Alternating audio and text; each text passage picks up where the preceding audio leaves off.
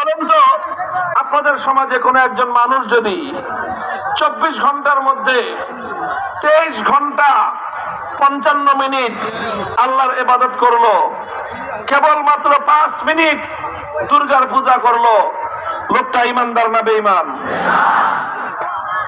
23 ঘন্টা 55 মিনিট আল্লাহর ইবাদত করার পরেও বেঈমান।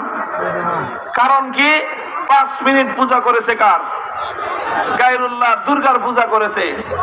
আচ্ছা, 5 মিনিট না, যদি 1 মিনিট দুর্গার পূজা করে আর 23 ঘন্টা 59 মিনিট আল্লাহর ইবাদত করে, ইমানদার না বেঈমান? কারণ ইবাদতের মধ্যে আল্লাহর সঙ্গে অন্য কাউকে শরীক করা যাবে না। 1 ঘন্টার জন্যও করা যাবে না, 1 মিনিটের জন্যও করা যাবে না, 1 সেকেন্ডের জন্যও করা যাবে না। যারা ইবাদতের মধ্যে আল্লাহর সঙ্গে কোন গায়রুল্লাহকে শরীক করবে, সে আর কিছু হলেও ইমানদার হতে পারে না। কথাটা পরিষ্কার? তাওহীদের ক্ষেত্রে আল্লাহ পাক রব্বুল আলামিনের একত্ববাদের ক্ষেত্রে আপোষ করার কোনো সুযোগ নাই। কথা বলেন ঠিক না বেঠিক?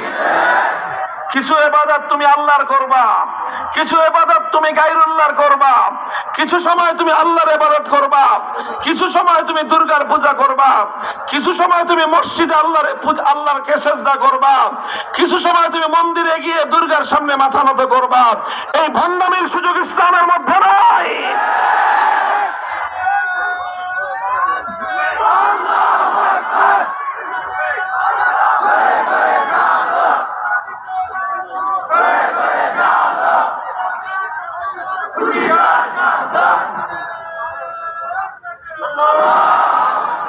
মুহতারাম হাজিরিন, আলহামদুলিল্লাহ, এই যে ইবাদতের যে তাওহীদ, এই তাওহীদের ব্যাপারে আমাদের জাতি সোচ্চার।